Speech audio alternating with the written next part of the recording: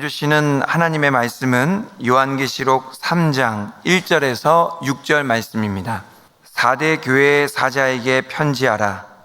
하나님의 7영과 7뼈를 가지신 이가 이르시되 내가 내 행위를 아노니 내가 살았다는 이름은 가졌으나 죽은 자로다. 너는 일깨어 그 남은 바 죽게 된 것을 굳건하게 하라.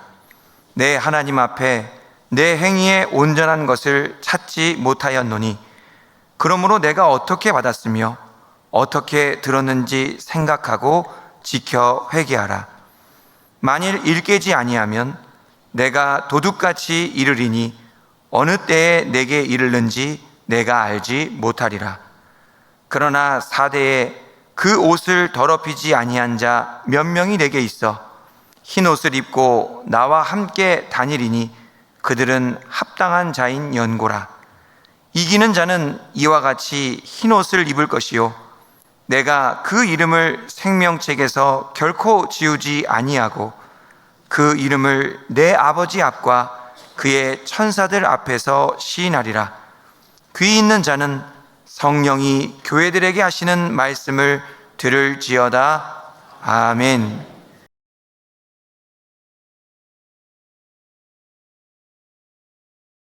사대는 해발 250m 산길슬기에 자리 잡고 있는 난공불락의 도시였습니다. 더군다나 이 도시로 들어가려면 좁은 입구를 통과해야만 했습니다. 이러한 지형적인 조건 때문에 사대는 군사적으로 상당히 유리한 곳이었습니다.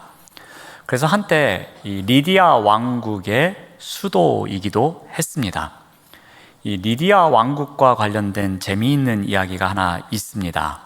이 페르시아가 이 리디아 왕국을 포위하고 정복하기 위해 공격을 시작합니다. 그런데 쉽게 진입을 할 수가 없었습니다. 왜냐하면 이 사대로 들어가는 입구가 매우 좁았기 때문입니다. 사대는 이 철벽과도 같은 지형을 등에 업고서 이 입구에 군사들을 집중적으로 배치합니다. 그러던 어느 날이었습니다. 성벽에서 무엇인가가 떨어집니다. 페르시아 병사가 그것을 살펴보니 성벽에서 경계 근무를 서고 있었던 한 병사가 졸다가 자신의 투구를 떨어뜨렸던 것입니다. 그러면 이 병사가 가만히 있었으면 되는데 이 투구를 가져오기 위해서 성벽 아래에 있는 비밀 통로로 나가서 그 자신의 투구를 갖고 돌아옵니다. 그런데 이 모습을 페르시아 군사들이 지켜봅니다. 틀림없이 그리로 가면은 이 사대를 점령할 수 있을 것이라고 판단한 이 페르시아의 고레스 왕은 그날 밤에 최정예병을 그곳으로 들여보내서 성문을 열게 하고 이 사대를 점령하게 됩니다. 그 이후로 사대는 이 페르시아 제국의 소아시아 지역의 수도로 번성하게 됩니다. 그래서 페르시아의 수도인 이 수산에서부터 이 사대까지 대략 2,700km 정도 되는데 그곳을 잇는 새로운 도로, 왕의 도로를 만들기도 합니다. 이 도로를 이용해서 동서 간에 무역을 하고 또 문화를 교류하는 활발한 활동이 일어나게 됩니다. 이 리디아는 세계에서 처음으로 금화를 보급한 곳이었습니다. 그만큼 이 리디아에는 금이 많이 났었고 그 금을 이용해서 금화를 만들 수 있었기 때문입니다. 우리가 그리스 신화를 읽다 보면은 이 마이다스 왕 이야기가 나옵니다. 혹은 미다스라고 발음하기도 하는데 이 왕이 목욕했다고 하는 강이 있는데 그 강이 바로 이 사대에 있습니다.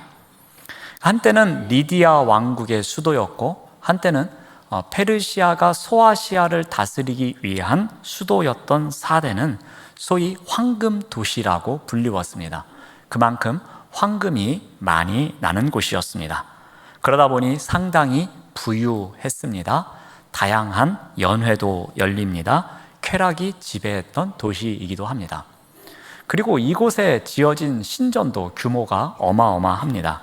지난 성지순례를 갔을 때 이 사대교회를 방문했는데 그 교회 바로 옆에 이 아르테미스 신전이 있었습니다. 그런데 규모가 아직도 남아있는 기둥이 이 정도로 대단합니다.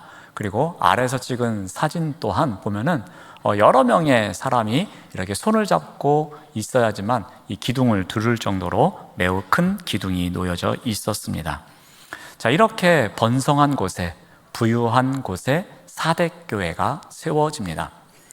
지금까지 우리가 다루었던 교회의 여건과는 다른 곳입니다. 어떠한 핍박도 없습니다. 그리고 황제 숭배라든지 우상 숭배를 강요하는 것도 없습니다. 그리고 도시 자체가 매우 부유합니다. 그리고 어떤 조합에 가입해서 의무적으로 해야 되는 것도 없었습니다. 여러 여건이 이 교회가 부흥할 수밖에 없는 조건이었습니다. 자, 그런데 이 사대교회는 소아시아의 7교회 중에서 유일하게 주님께 책망만 받는 교회였습니다. 어떠한 칭찬도 없이 책망만 주어진 교회가 바로 사대교회였습니다. 자, 어떠한 책망이 있었는가 하면 3장 1절 말씀을 봅니다. 내가 살았다 하는 이름은 가졌으나 죽은 자로다 라고 합니다. 교회를 향해서 책망의 말씀을 하시는데 너희 교회는 죽었어 라고 책망하고 있는 것입니다. 그 교회에 있는 성도들의 신앙이 이미 죽었다고 이야기를 합니다. 살았다 하는 이름은 갖고 있지만 명목상의 교회라는 문의는 있지만 그 실제로 그 안에 들어가 보면 이미 죽은 교회라는 것입니다. 여러분, 꽃이 아름답게 피어 있습니다. 그래서 그 꽃을 꺾어옵니다. 그리고 화병에 꽂습니다. 그런데 그 꽃이 계속 가지는 못합니다. 며칠이 지나면 시듭니다. 아무리 아름다운 꽃이지만 그 꽃을 꺾는 순간 그 꽃은 원가지에서 잘려나가기에 죽은 꽃입니다. 잠시 동안 살아있어 보일 뿐이지, 잠시 동안 아름다워 보일 뿐이지 그 꽃이 계속 살아있는 것은 아닙니다. 여러분, 신앙도 마찬가지입니다. 신앙은 부활하신 주님을 믿는 것이 신앙입니다. 부활하신 주님을 믿는다는 것은 생명의 힘이 있음을 믿는 것입니다. 죽은 자를 살리시는 그 능력, 그 생명의 힘이 있음을 믿는 것이 바로 신앙입니다. 그러므로 기독교 신앙의 핵심에는 생명의 힘이 놓여 있어야 하는 것입니다. 그 생명의 힘이 있기에 우리의 신앙은 생동감이 있어야 하고 우리의 신앙은 살아 있어야만 정상입니다. 죽음을 생명으로 바꾸시는 능력이 있기에 우리 또한 그리스도화 되어 가는 것이며 새로운 피조물이 되어가는 그 새 생명의 힘을 우리가 누리며 살아가야 하는 것입니다. 그런데 사대교회는 그렇지 못했다는 것입니다. 이렇게 살아있는 생명의 힘이 있어야 하는 교회, 그런 생명의 힘을 갖고 살아가야 하는 성도들이 그러한 신앙의 모습이 아닌 죽었다고 책망하고 있습니다. 왜 이렇게 되었겠습니까? 사대교회는 매우 풍요로운 교회였습니다. 어떠한 핍박도 괴롭힘도 없는 교회였습니다. 황제 숭배나 우상 숭배의 강요도 없는 교회였습니다. 평화로운 교회였습니다. 부흥할 것처럼 보여지는 교회였습니다. 여러분, 이러한 교회를 보면 어떤 생각을 하십니까? 야, 이렇게 좋은 조건이 있어? 야, 이렇게 최고의 조건이 있으니 이러한 교회에 다니는 성도들은 얼마나 믿음이 좋을까? 이러한 교회에서 신앙생활하는 성도들은 얼마나 그 신앙에 힘이 있을까? 그 생명력이 얼마나 넘쳐날까? 그러니 부흥할 수밖에 없지, 이런 생각을 하지 않겠습니까? 그런데 사대교회는 그렇지 못했습니다. 부흥할 것처럼 보여졌지만 오히려 점점점 죽어가고 있는 교회였습니다. 그 근본적인 원인은 돈을 사랑하는 데 있었습니다. 사대에는 엄청난 양의 사금이 나오는 곳이었습니다. 그곳을 발굴했을 때에 300개의 도가니가 발견되었는데 그 도가니는 바로 금을 재련하는 시설이었습니다. 그리고 그 도가니의 밑바닥에는 여전히 금이 발견되곤 했었습니다. 아이러니하게도 사대는 금이 많은 곳이었음에도 불구하고, 그렇게 풍요로운 곳이었음에도 불구하고 사대 교회의 성도들은 정금과 같이 단련되어 있지는 않았던 것이었습니다.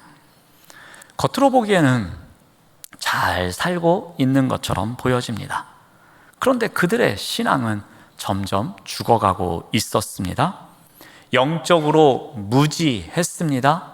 그럼에도 불구하고 영적인 교만함 속에 빠져 있었습니다. 영적인 생명력이 점점 사라지고 있었습니다. 그래서 살아있다는 이름은 갖고 있지만 실제로는 죽은 교회였습니다. 자, 이러한 사대교회에 주님께서는 어떠한 모습으로 나타나십니까? 우리 3장 1절 말씀을 봅니다. 사대교회의 사자에게 편지하라. 하나님의 7 영과 7 별을 가지신 이가 이르시되 내가 내 행위를 아노니 라고 말씀하십니다. 주님은 하나님의 7 영과 7 별을 갖고 나타나셨다, 이렇게 기록하고 있습니다. 7 영은 요한계시록에서는 성령을 의미합니다.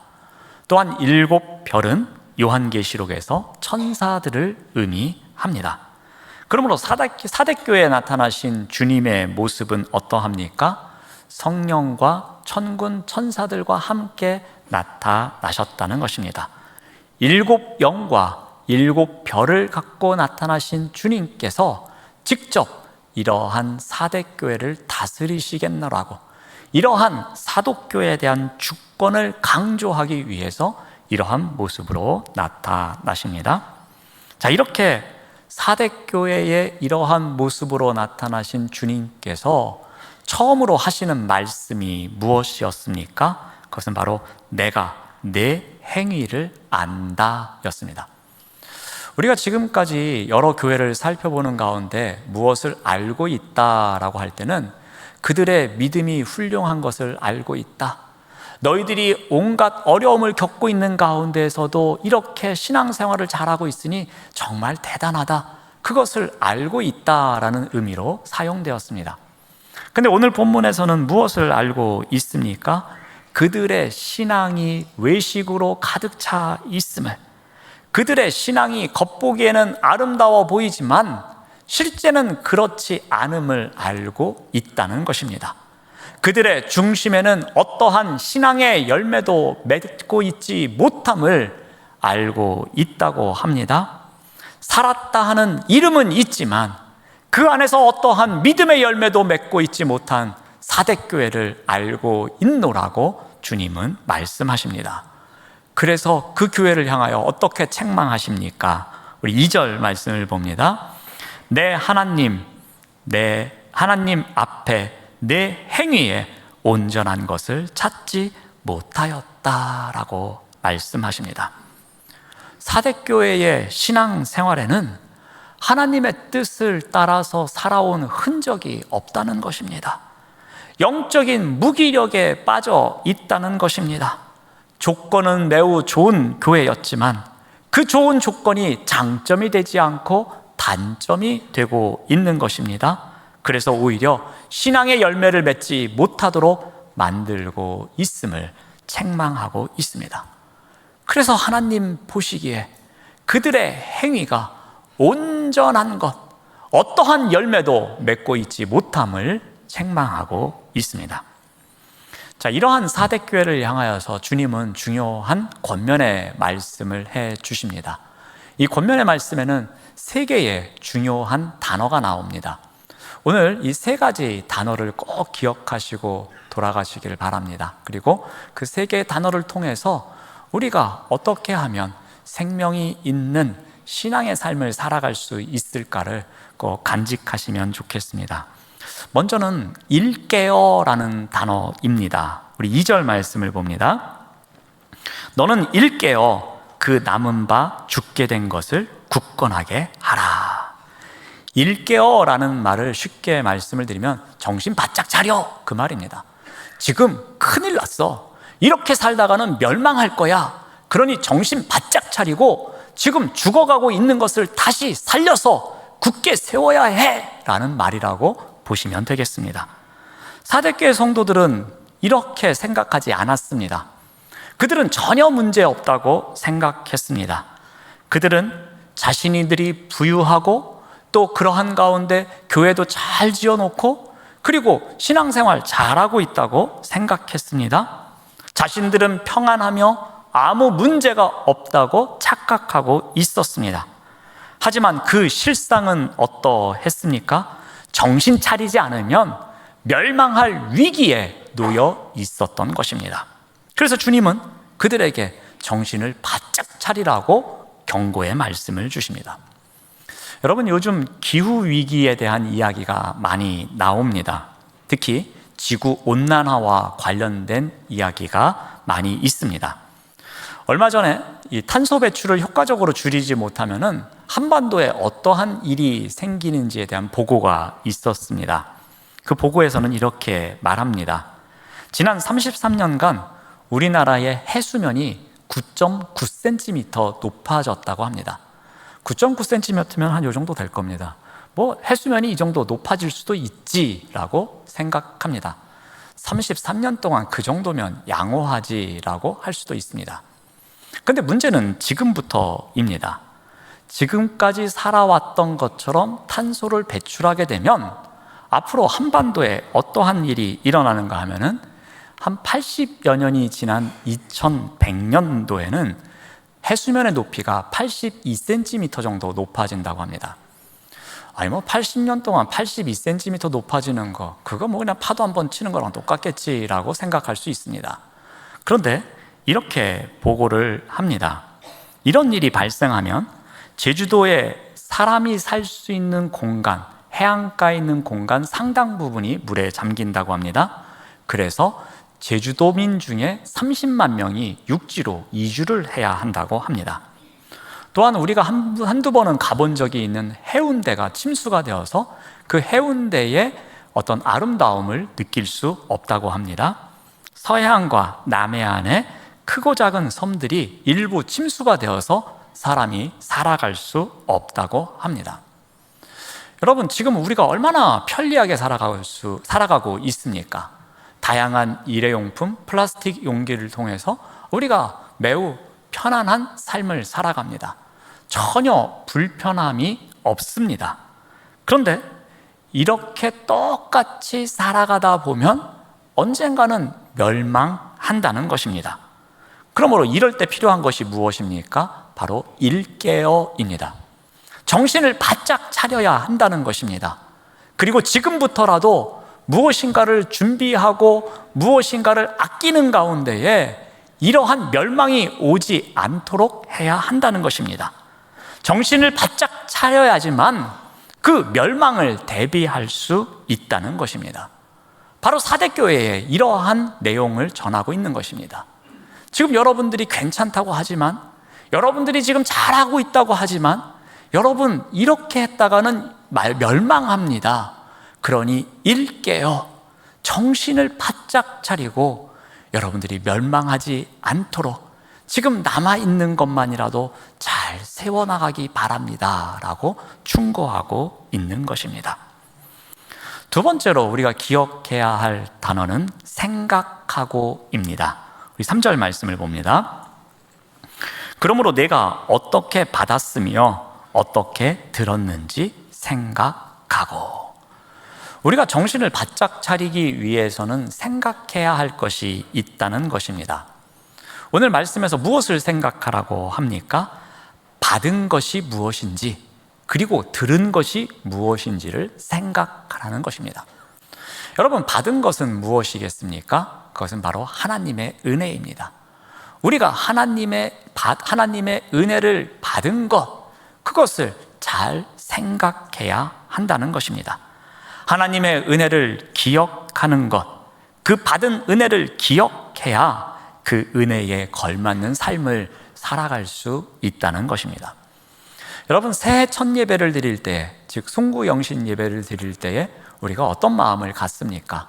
한 해 동안 삶을 돌아봅니다. 정말 한 해 동안 어렵게 살았는데 이 어려움 가운데서도 하나님께서 부어주신 은혜가 여러 모양으로 시시때때로 함께 해주신 은혜가 너무나도 놀라워서 그 은혜를 기억하는 시간을 갖습니다. 그 은혜를 기억할 때 우리는 힘을 얻습니다. 왜 그렇습니까? 올해 그렇게 어려웠음에도 불구하고 하나님께서 은혜로 가득 채워주셨으니 새롭게 맞이하는 한 해에는 더 큰 은혜로 함께 해주실 것이라는 기대가 생기기 때문입니다. 여러분, 기억에는 항상 기대가 따라오기 마련입니다. 하나님께서 부어주신 그 은혜를 기억하는 가운데에 더 큰 기대를 하게 되며 그 기대 가운데 열정을 갖게 되는 것입니다. 부족하지만 나를 통해서 그 모든 일을 이루어 가시는 하나님의 은혜를 기억하는 가운데 놀라운 하나님의 사랑으로 살아가는 자신의 모습을 기대하며 더 큰 열정을 갖고 신앙의 삶을 살아갈 수 있는 것입니다. 여러분, 우리가 신앙 훈련을 받을 때도 마찬가지입니다. 어떤 훈련을 시작할 때는 후회도 합니다. 그리고 나같이 부족한 사람이 할 수 있을까 절망도 합니다. 그런데 이 훈련이 끝나면 어떤 생각을 합니까? 그 훈련 기간 동안에 주셨던 하나님의 은혜가 기억납니다. 그러면 그 은혜를 생각하는 가운데 감사가 넘쳐나고 또 다른 훈련과 이 훈련을 통해서 내가 얼마나 성장할지, 그리고 만나는 사람들에게 어떻게 복음을 전할지에 대한 기대감으로 가득하게 됩니다. 이러한 신앙의 힘으로 우리가 살아가는 것입니다. 하나님의 은혜를 기억한다는 것, 그것은 또 다른 하나님의 은혜를 기대하는 것입니다. 그래서 기억과 기대는 항상 반복되기 마련입니다. 이러한 반복이 우리의 신앙을 성장케 합니다.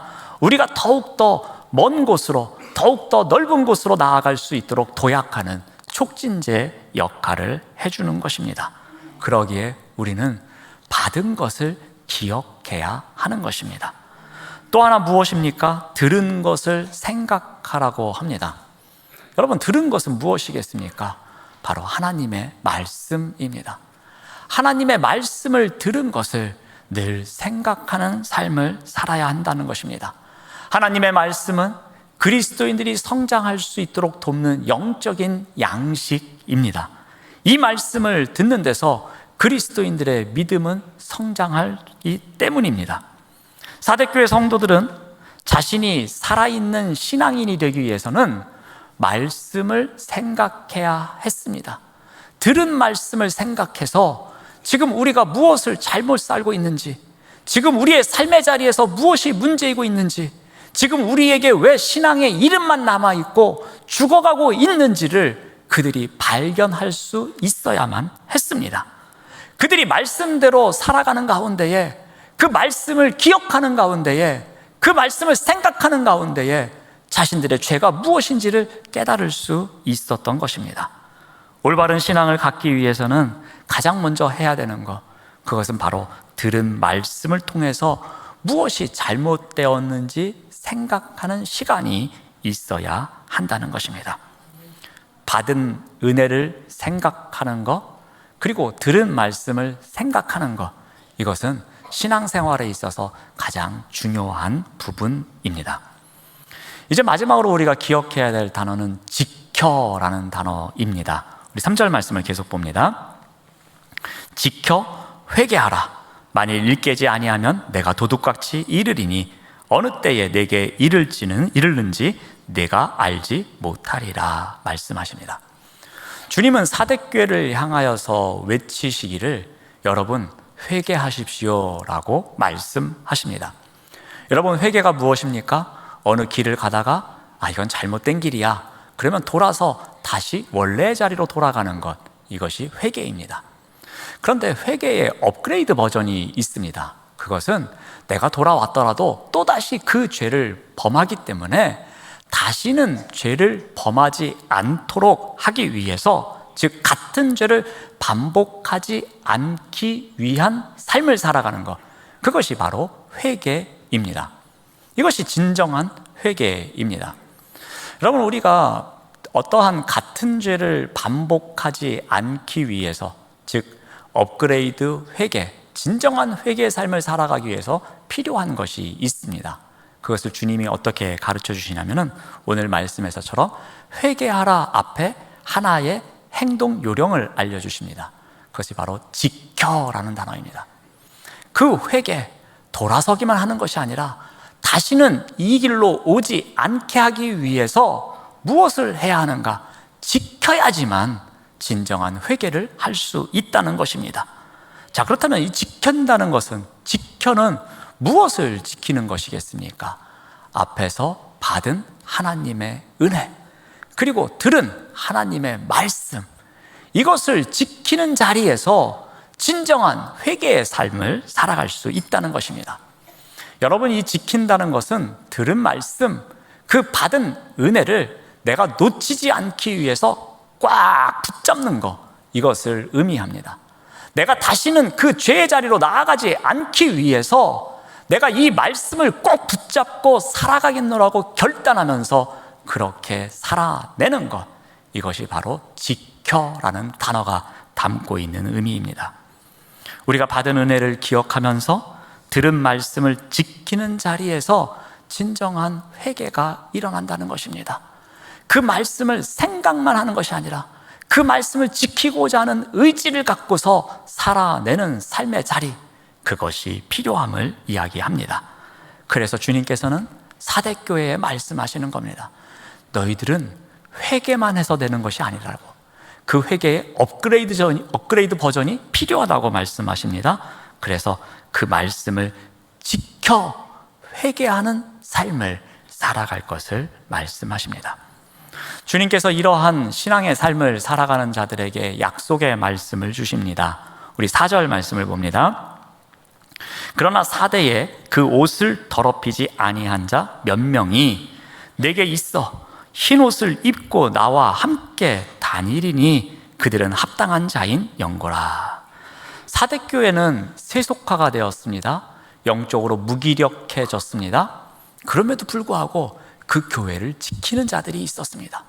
그럼에도 불구하고 그 세속화에 반대하면서 거룩한 하나님 나라의 교회를 지키고자 애쓰는 자들이 있었습니다. 그런데 그 숫자가 많지는 않았습니다. 오늘 본문에서도 이야기하는 것처럼 그 옷을 더럽히지 아니한 자가 몇 명 있었다고 합니다. 이 몇십 명도 아닙니다. 몇 명이 있었다고 성경은 기록하고 있습니다. 이 몇 명이 교회를 세워가고 있었던 것입니다. 이 몇 명이 그 교회를 지키는 자였던 것입니다. 이 몇 명이 그 세속화되지 않기 위해서, 거룩함을 위해서, 그 신앙의 힘을 지키기 위해서 애쓰고 있었던 것입니다. 근데 여러분, 이 몇 명의 삶이 어떠했겠습니까? 이 몇 명의 삶이 얼마나 힘들었겠습니까? 사람들이 아유 이 거룩한 바보 봐 하면서 얼마나 손가락질을 했겠습니까? 이 부유한 도시에서 적당히 누리면서 적당히 타락하면서 적당히 신앙생활할 수 있는데 왜 그런 거룩함을 지키겠노라고 바보처럼 살아가느냐면서 그 몇 명을 향하여서 얼마나 많은 손가락질을 했겠습니까? 하지만 그들은 이 적당한 타협은 죽은 신앙이라고 생각했습니다. 이 생명의 힘을 지킬 수 없노라고 그들은 결단했던 것입니다. 사대교회를 세워가기 위해서는 이 믿음의 불씨를 꺼트려서는 안 된다고 생각했던 것입니다. 그래서 그들은 이 신앙을 지키는 교회의 그루터기가 되겠노라고 작정했던 것입니다. 이러한 자들에게 흰옷을 입고 함께 거닐겠노라고 주님께서는 약속의 말씀을 주십니다. 여러분, 사대교회는 조건이 매우 좋은 곳이었습니다. 부유했습니다. 누구나 부러워할 만한 교회였습니다. 하지만 영적으로는 무기력했습니다. 그래서 주님께 책망만 받는 교회였습니다.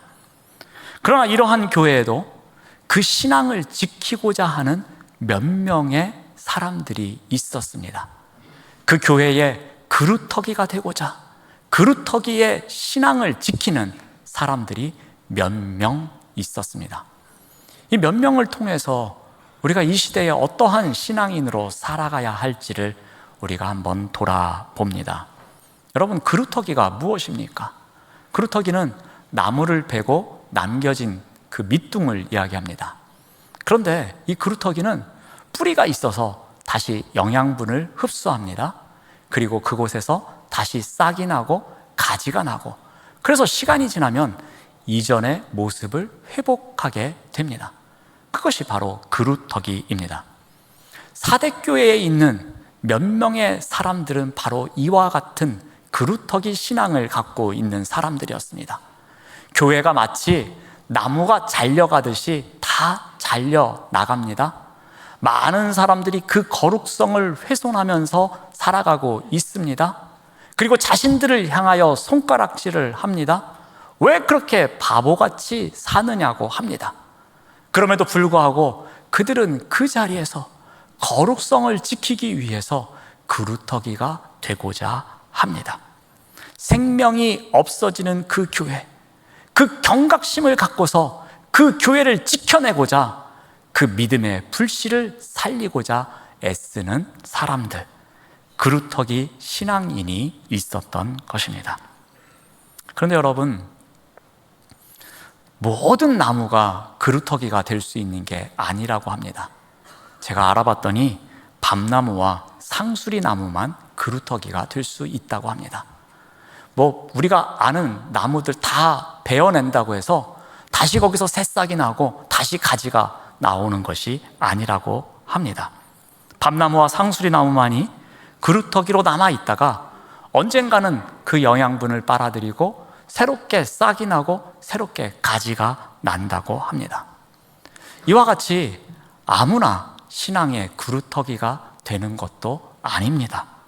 그냥 적당히 타협하고 적당히 신앙생활 한다고 해서 그 사람의 신앙이 그루터기 신앙이라고 할 수 없다는 것입니다. 그루터기 신앙의 삶은 어떠한 것입니까? 오늘 말씀을 통해서 우리가 배워봅니다. 세 개의 단어를 꼭 기억하시기를 바랍니다. 첫 번째 단어는 일깨어였습니다. 우리가 신앙이 병들 수도 있습니다. 우리의 신앙이 죽어갈 수도 있습니다. 그런데 중요한 것은 그러한 때에 일깨어, 즉 즉시 깨닫는 것이 필요합니다. 정신을 바짝 차리는 것이 필요합니다. 우리가 누리고 있는 편리함이 전부가 아닙니다. 정신을 바짝 차려야지만, 일깨어야지만 신앙의 그루터기가 될 수 있습니다. 또 하나의 단어는 생각하고입니다. 받은 은혜를 생각해야 합니다. 들은 말씀을 생각해야 합니다. 이것을 생각해야지만, 기억해야지만 기대할 수 있습니다. 그래야지 열정을 가질 수 있습니다.